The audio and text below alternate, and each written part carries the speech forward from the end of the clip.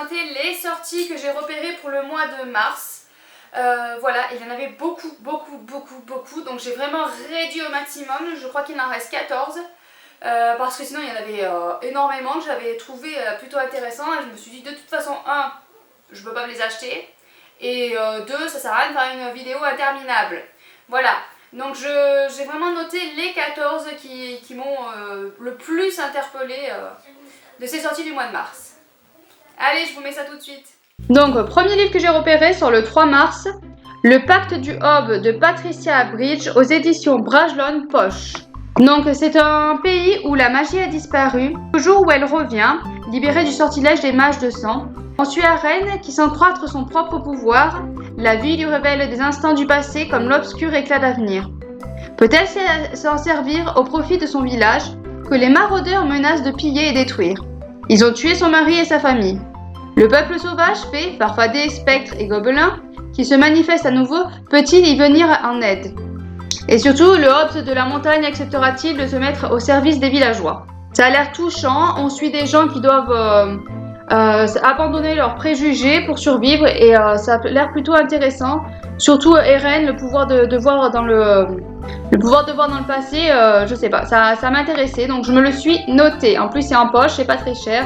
Alors, deuxième livre que je me suis noté, c'est Le Jour où de Paul Béorn aux éditions Big Bang Poche, sorti le 3 mars. Dans ce livre-là, on va suivre Léo et Marie, qui sont deux lycéens de 16 ans, qui vont essayer de rassembler un petit groupe d'amis pour essayer de survivre. Ils vont essayer de les rassembler dans un vieil immeuble et essayer de survivre car les adultes ont sombré dans un mystérieux coma et ne savent pas comment les réveiller. Mais d'autres adolescents parmi les plus vieux vont essayer de profiter de la situation, de s'accaparer les réserves de nourriture par la violence. Et de ce fait, Léo et sa bande vont devoir apprendre à se battre pour défendre leur liberté et leur survie. Donc, pourra viendra-t-il à survivre jusqu'au réveil des adultes et est-ce que ces derniers vont-ils se réveiller? Mystère et boule de gomme. Voilà, donc c'est un résumé qui m'a beaucoup intéressé. C'est sur la survie, sur du young adulte, c'est plutôt pas mal, j'aime bien. Voilà, après c'est un thème qu'on a déjà lu. Voilà, ça me fait penser à Maxime Chatham, Autre Monde. Donc je ne sais pas, je me le suis noté, mais à voir. Alors le troisième livre, c'est Un poisson sur la lune de David Vann. Il sort le 4 mars aux éditions Guymeister, toujours du poche. Les gens seraient-ils en réalité tous au bord du suicide, toute leur vie, obligés de survivre à chaque journée en jouant aux cartes et en regardant la télé et en mangeant? Tant de routines prévues pour éviter cet instant de face à face avec un soi-même qui n'existe pas. Tel est l'état d'esprit de James Vann lorsqu'il retrouve sa famille en Californie. Ses parents, son frère cadet, son ex-femme et ses enfants. Tous s'inquiètent pour lui et veulent l'empêcher de commettre l'irréparable, car James voyage avec son magnum, bien décidé à passer à l'acte. Tour à tour, chacun essaye de le ramener à la raison, révélant en partie ses propres angoisses et faiblesses. Mais c'est James qui devra seul prendre la décision, guidé par des émotions terriblement humaines face au poids du passé, à la cruauté du présent et à l'incertitude de l'avenir. Voilà, donc c'est un résumé qui m'a beaucoup intéressé. Donc je vais voir si jamais je vois des retours ou des avis sur ce livre-là, pour voir un peu ce que les gens en pensent, parce que c'est un livre sur le suicide, c'est un livre sur la psychologie, et c'est un sujet qui m'intéresse beaucoup. Quatrième livre dont je vais vous présenter, c'est La femme au manteau violet de Clarisse Tabar aux éditions Pocket, toujours du poche, qui sort le 4 mars. Dans ce livre-là, on va se retrouver en 2018. On va suivre Jo dont la vie va voler en éclats suite à une annonce. On va lui dire qu'elle a un anévrisme qui risque de se rompre, qu'il faudrait l'opérer, mais qu'elle risque d'y passer sur la table d'opération. Elle va aller donc se réfugier chez son grand-père pour réfléchir. Celui-ci va lui montrer un pendentif qu'il a reçu d'Angleterre il y a quelques années, avec pour seule explication un mot griffonné sur une feuille. De la part de Charlotte, qui n'a jamais oublié Gabriel. Ce souvenir vous revient de droit. Son grand-père va lui expliquer que Gabriel est son frère aîné, décédé lorsqu'il était enfant. Jo va décider de partir avec son grand-père pour résoudre ce mystère et se mettre à réfléchir sur sa situation à elle. En parallèle, on va suivre Charlotte en 1929. Ceux-ci vont partir à New York pour un voyage d'affaires. La jeune femme va tomber amoureuse d'un mystérieux homme d'affaires et quand son mari va se rendre compte de sa trahison, il va la frapper et la laisser pour morte, sans papier, sans rien. À son réveil, Charlotte se rend compte qu'elle n'a plus de mari, plus de papier. Et elle est effondrée car elle ne peut plus retourner en France retrouver son fils de 18 mois, Gabriel. Celui-là, je me le suis noté parce que j'aime beaucoup les histoires avec deux temporalités et le sujet m'intéressait plutôt pas mal. Ensuite, j'ai noté Suprême de Arwen Ellis Dayton aux éditions Michel Lafon-Poche, qui sortira le 11 mars. 6 époques, 6 histoires, 6 quêtes de perfection. Depuis des décennies, l'homme cherche à déjouer les règles de la nature pour créer un être suprême. Toujours plus fort, toujours plus rapide, toujours plus beau. Le monde de demain régorge d'ambitions nouvelles et d'évolutions toujours plus performantes. Ce dont on peut rêver, on peut le devenir. Mais l'être suprême pourra-t-il un jour devenir l'être parfait? C'est un sujet que je trouve d'actualité. Voilà, c'est tout à fait notre monde, c'est tout à fait la façon dont on vit. Hein. Les gens cherchent le parfait, donc je suis curieuse de savoir comment c'est traité dans ce livre. Prochain livre, Les aventures du jeune Jules Verne, tome 1, Captain Nemo, aux éditions Pocket Jeunesse, sort le 11 mars. On va suivre le jeune Jules Verne, aventurier en herbe qui a 11 ans. Quand Jules Verne et ses amis du club des aventuriers du 19e siècle entendent parler de l'arrivée d'une montgolfière en ville, ils ne résistent pas à aller voir celle-ci en cachette. Mais alors qu'ils explorent l'intérieur de la nacelle, les saboteurs délient les attaches et l'engin s'envole. Après un fabuleux voyage en ballon, Jules et ses amis atterrissent en catastrophe sur une île mystérieuse, île déserte. Donc aborder Jules Verne dans une aventure jeunesse, ça me tente. On passe vite fait sur celui-là.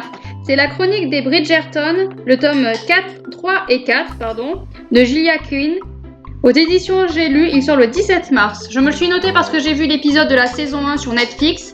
Et du coup, j'ai très envie de lire la saga. Donc je ne l'ai pas encore attaqué, mais je me note que le 3 et 4 est sorti. Nous passons dans les grands formats. Avec Un lien invisible, tome 1 de Gareth Lay, aux éditions MXM Bookmark. Il sort le 1er mars. On passe vite fait dessus parce qu'en fait je n'ai même pas lu le résumé. C'est vraiment la couverture, je suis tombée amoureuse de la couverture tout simplement. Ces pattes de loup avec ces plaques de guerre. Voilà, je suis tombée amoureuse de la couverture. Ensuite je me suis noté la sortie de Kéléana, le tome 4 de Sarah J. Maas aux éditions Martinière Jeunesse, qui sort le 5 mars. Je me le note vite fait comme ça pour savoir que le tome 4 est sorti car je voulais attaquer la saga mais ce n'est toujours pas fait. Puis j'ai noté L'homme de mes livres de Kristen Hasley aux éditions Collection Infinity. Il sort le 10 mars. Alors celui-là, je dois avouer qu'en fait, c'est surtout le titre qui m'a fait le noter. Attention aux vœux que vous formulez, ils pourraient bien se réaliser. Donc j'avoue que c'est pas le genre de livre que je lis habituellement, c'est une romance. Et habituellement, je lis pas de romance, mais je sais pas pourquoi celui-là me faisait envie. Donc je l'ai noté. Ensuite, La Cité de Laiton, tome 1 de S.A. Chakraborty, aux éditions de Saxus, sort le 11 mars. Celui-là, je me le suis noté parce que c'est de la fantaisie orientale avec de l'aventure. C'est tout ce que j'en sais, mais ça me fait très envie. La couverture est magnifique comme toujours chez De Saxus. Donc voilà, donc je vais voir les avis qui vont tourner autour et puis je verrai si je me le procure ou pas. L'avant-dernier, c'est Les sanglots longs des violons de l'automne de Michel Ruffin, aux éditions LBS Sélection. Il sort le 23 mars. Donc dans ce livre-là, on va suivre Lulu, un gamin qui a tout perdu, famille, amis, qui vit durant l'occupation pendant le débarquement de la côte normande.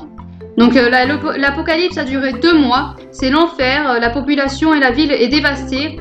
Il va vivre au milieu des ruines de la Normandie.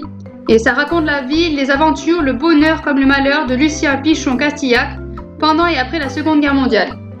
Je me le suis noté car la Seconde Guerre mondiale est une période historique qui m'intéresse énormément. Et le petit dernier, c'est La passeuse de mots, le tome 1 de A.J. Twist, aux éditions Hachette. Il sort le 31 mars. Je dois avouer que là, ce qui m'a interpellé en premier, c'est la beauté de la couverture, elle est magnifique. On est dans le royaume de Hélios. Les mots ont un pouvoir, celui de créer, d'équilibrer, puis de détruire le monde. Lorsqu'on les prononce, aucun retour en arrière n'est possible. Aria, une jeune fille de la capitale, est passionnée de livres. Elle en dévore chaque mot. Mais elle est loin de se douter qu'elle a la clé pour sauver son royaume. Le seul qui restreint l'utilisation de la magie grâce à un traité. Un traité qui ne plaît pas aux rebelles, prêts à tout pour l'éradiquer. À l'aube des changements qui s'annoncent, les mots se réveillent pour établir l'ordre dans le chaos, la vérité dans l'illusion. Ils attendent le rappel, celui de la passeuse de mots. Donc déjà, la couverture est magnifique et le résumé me tente encore plus. Et voilà pour ces sorties du mois de mars, j'espère que ça vous aura plu. N'hésitez pas à me dire si certains de ces livres vous font envie, si vous avez repéré d'autres sorties. Voilà, qu'on voie un peu si on a les mêmes envies ou pas. Voilà. N'hésitez pas à laisser un pouce bleu, à vous abonner à la chaîne et à bientôt.